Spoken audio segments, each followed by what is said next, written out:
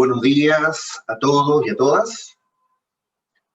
Estamos hoy día, o más bien dicho, los convoco a que analicemos una temática que es bastante interesante y que dice relación con la responsabilidad civil por los hechos de nuestros animales.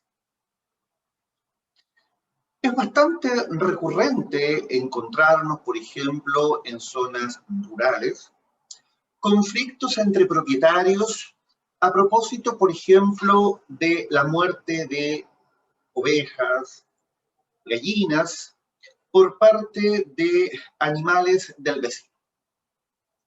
Y esto muchas veces se ventila ya sea en sede penal, en sede de juzgados de policía local y también en materia de responsabilidad civil.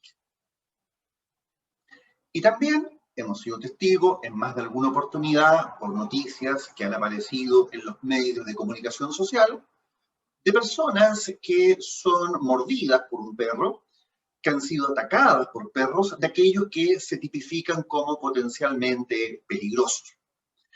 Y eso muchas veces ha traído consigo que cada cierto tiempo esta temática estuviera siendo planteada ya sea en redes sociales, medios de comunicación social y en los tribunales de justicia. Entonces, lo que yo quiero conversar con ustedes en estos pequeños minutos es un poco explicarles cuál es la situación o el estado actual de esta cuestión a partir de la legislación que en nuestro país está planteada. Lo primero que tenemos que señalar es que hay normativa en el Código Civil y hay normativa en legislación especial. En nuestro Código Civil, para todos aquellos que, digamos, están estudiando Derecho o son abogados y abogadas, ¿cierto? Recordarán que en el capítulo sobre responsabilidad civil extracontractual se nos enseña la responsabilidad por el hecho propio y la responsabilidad por el hecho ajeno, la responsabilidad por los animales y la responsabilidad por las cosas. Entonces, y a propósito de la responsabilidad por los animales, nuestro Código Civil tiene dos reglas que están en los artículos 23.26 y 23.27. El primero se refiere a los daños que causen los animales sueltos. Y aquí se atribuye responsabilidad al propietario del animal. Aún después que este animal se haya soltado o se haya extraviado. Salvo, y en este caso no habrá sanción, si es que la soltura, el extravío o el daño no pueda imputarse a culpa del deudor o de aquella persona que tenía a cargo la guarda de los animales. Pensemos, por ejemplo, en animales vacunos. Cuando estos animales vacunos traspasan el umbral del lugar donde están pastando e ingresan, por ejemplo, a heredades o propiedades vecinas y causan daño, por ejemplo, en sembradíos, en plantaciones.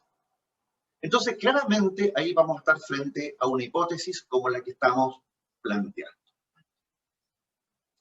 Y en segundo lugar, el Código Civil se refiere a los denominados animales fieros.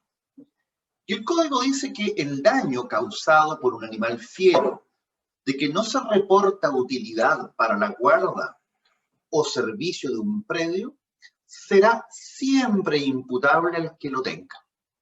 Y si alegare que no le fue posible evitar el daño, no será oído.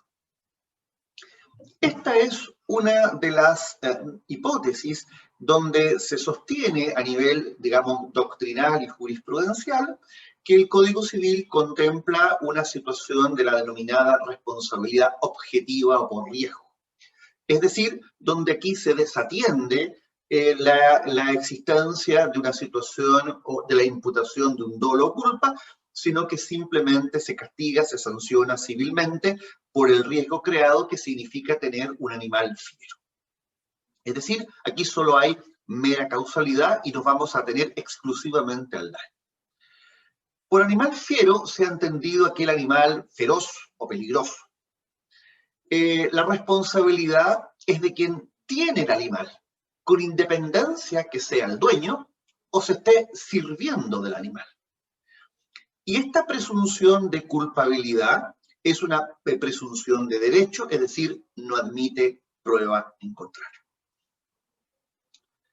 Con todo, esta legislación resultó ser insuficiente para hacernos cargo de todas las problemáticas asociadas al tema del daño causado por los animales. Y por lo tanto aquí lo que se quiso hacer en un momento fue legislar de manera integral. Y por lo tanto, integrar significaba no solamente ir por una lógica de castigo, sino que también establecer parámetros con relación a lo que se denomina la tenencia responsable de toda clase de animales, mascotas, por ejemplo. ¿Y esto por qué? Porque el Código Civil, para quienes no lo sepan, es un código del siglo XIX. Es un código que entró a regir en Chile el 1 de enero de 1857, es decir, hace muchísimos años atrás. Entonces, evidentemente, esta legislación se nos representa, como lo dije, una legislación insuficiente. Y es por ello entonces que el día 2 de agosto del año 2017 se publica en el Diario Oficial la Ley 21.020, denominada Ley de Tenencia Responsable de Mascotas y Animales de Compañía. Ley que se conoció como se le conoció como Ley Cholito.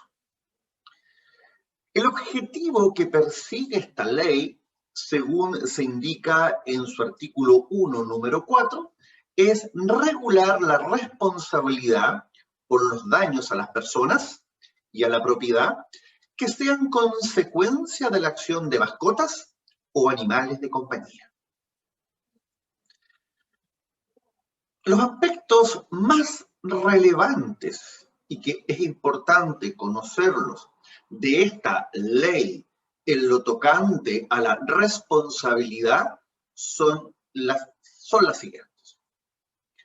Primero, el responsable de la mascota o animal de compañía es, en primer lugar, su dueño o su poseedor. Y por poseedor vamos a entender aquella persona que tenga esta mascota o animal de compañía y asuma respecto de ella la calidad de propietario. Es decir, actúe como dueño de ella, se comporte como dueño. En segundo lugar, quien tenga un animal bajo su cuidado responderá como fiador de los daños producidos por este. O sea, aquí ya no estamos en presencia del dueño o del poseedor, sino que aquel que lo tenga a su cuidado. Este señor, ¿en qué sentido dice responderá como fiador? Significa que, primeramente, la acción se dirigirá contra el propietario, contra el poseedor, y solo cuando no se obtenga resarcimiento de perjuicios, podremos actuar contra el fiador. También esta nueva legislación impone al responsable de un animal, ya sea animal de compañía o una mascota, su adecuada identificación, así como también la del dueño, como también lo relativo a su alimentación y manejo sanitario. ¿Qué es lo que se busca con ello? Mantener un seguimiento, un control y una identificación de alguna manera del propietario, del poseedor y del animal mismo. ¿Para efectos de qué? Para efectos de, en su oportunidad, poder circunscribir lo relativo a la responsabilidad. En el caso de los perros y los gatos, se establece un sistema de identificación único utilizando un dispositivo permanente e indeleble. Y se impone a los municipios el deber de velar por el cumplimiento de lo anterior. Es obligación del responsable mantener el animal en su domicilio, residencia o en el lugar que destina el efecto, el cual debe cumplir condiciones de higiene y seguridad que fije un reglamento. Esto es claro, porque ustedes van a ver, o sea, vamos a conversar, la hipótesis delictiva del maltrato animal. O sea, eso no es aceptable, no es tolerable. Por eso que el lugar de permanencia de la mascota o el animal de compañía exige que lo sea en condiciones, primero, de higiene y seguridad para el propio animal y, evidentemente, para la seguridad de quienes lo tienen a su cuidado. También esta nueva legislación prohíbe el adiestramiento dirigido a acrecentar o reforzar la agresividad, salvo tratándose de los perros que pertenecen a las Fuerzas Armadas, a las Fuerzas de Orden y Seguridad Pública y a Gendarmería de Chile. Por lo tanto, a nivel privado, no se permite ni se posibilita que se pueda llevar a cabo procesos de adiestramiento encaminados a ser más agresivos a un perro determinado. También se prohíben toda clase de peleas de animales organizadas como espectáculo. También se prohíbe el abandono de animales, lo cual es considerado maltrato y crueldad animal. Las municipalidades están facultadas para rescatar aquellos animales que no tengan identificación o que se encuentren en bienes nacionales de uso público. Este es un tema que ha tenido mucho debate y dice relación, bueno, con la proliferación en calles, plazas o lugares públicos de animales, y muchas veces una gran cantidad de ellos, principalmente perros, y que deambulan por las calles, deambulan por las plazas, duermen ahí, y por lo tanto, bueno, ¿qué hacemos? Bueno, el municipio tiene un deber, tiene hoy día una carga que necesariamente está llamado a cumplir. Y evidentemente, si mañana esto no lo cumple el municipio, bueno, a mi entender, podemos estructurar o arbitrar una idea de falta de servicio. Claramente, falta de servicio. Entendiendo que hay falta de servicio cuando el órgano público no actúa, cuando el órgano público actúa imperfectamente o cuando lo hace tardíamente. Por otro lado, también la ley establece que todo responsable de un animal regulado en la ley responderá siempre civilmente de los daños que se causen por acción del animal, sin perjuicio de la responsabilidad penal que corresponde. Es decir, aquí hay responsabilidad civil y responsabilidad penal. Ahora, esta regla no tiene lugar cuando el animal causa lesiones graves o la muerte a una persona, autora del delito de ingreso en morada ajena del artículo 144 del Código Penal. Es decir, miren, si mañana una persona ingresa a un domicilio a cometer un delito y de alguna manera hay un perro, por ejemplo, que le causa lesiones graves o la muerte incluso al autor del ingreso a esta morada ajena, es perfectamente posible exonerarse de responsabilidad civil y penal. ¿Quién fiscaliza esta normativa? Primero que nada, las municipalidades. En segundo lugar, la autoridad sanitaria. Y cuando me refiero a autoridad sanitaria, me estoy refiriendo a la Secretaría Regional Ministerial de Salud, la Seremi de Salud. En tercer lugar, al Ministerio Público y en cuarto lugar, a Carabineros de Chile. Sanciones. De 1 a 30 UTM, sin perjuicio de la pena asignada por el Código Penal. ¿A quiénes? Aquel que cometa el delito de maltrato habitual. Y si es reincidente en esa hipótesis delictiva, la multa puede elevarse al doble. El tribunal competente en esta materia es el Juzgado de Policía Local. Y luego también hay una sanción tipificándose como falta al dueño de animales dañinos que los dejare sueltos o en disposición de causar mal en la población. Es decir, la persona puede verse expuesta ya sea a una sanción penal y también a una sanción civil indemnizatoria por los daños que pudiesen causarse. Uno de los temas bastante importantes de esta ley es que se dispuso que un reglamento calificara a ciertas especies caninas como potencialmente peligrosas. ¿Por qué? Porque en general esta ley estaba orientada en dos grandes aspectos: la tenencia responsable, el maltrato animal, y claramente lo relativo a, bueno, ¿quién se hace responsable cuando un animal, por ejemplo, causa daños a las personas? Por ejemplo, la mordedura, ¿a quién voy a demandar? Entonces, pero también esta ley, en consonancia con lo que establece el Código Civil, vino a establecer de alguna forma que hay ciertas especies caninas potencialmente peligrosas. Y ellas están enumeradas en el artículo 13 del decreto 1007.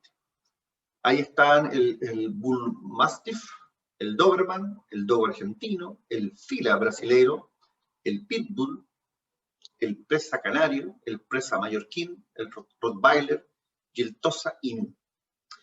Entonces, igualmente ahí se dice que esto también se va a aplicar a aquel ejemplar canino que es proveniente de una cruza en primera generación de un ejemplar de cualquiera de las razas señaladas precedentemente.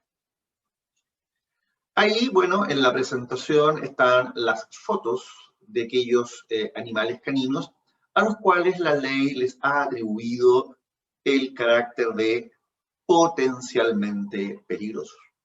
Yo les diría que en nuestro país los principales litigios, los principales juicios asociados a responsabilidad civil e igualmente responsabilidad penal guardan concordancia con el Rottweiler principalmente, con el Rottweiler. Yo les diría que ahí está el tema. Les agradezco el tiempo digamos que se van a tomar en, digamos, examinar y leer y visualizar esta cápsula. El objetivo no era otro simplemente que graficarles que hoy día hay un estatuto general del Código Civil y hay un estatuto especial. Y lo más importante, entender que hoy día los municipios tienen un rol trascendente en cuanto a lo que es la fiscalización de la normativa y también tener muy claro que el dueño, poseedor o cuidador de un animal pasa a ser responsable civilmente e incluso penalmente. Y también que se castiga, digamos, con relativa severidad el denominado delito de maltrato animal. Así que muchas gracias por su tiempo y bueno, nos veremos en otra cápsula donde podamos conversar algunos temas que pudiesen ser de interés, digamos, no solamente para los estudiantes, sino que también para la ciudadanía en general. Muchas gracias.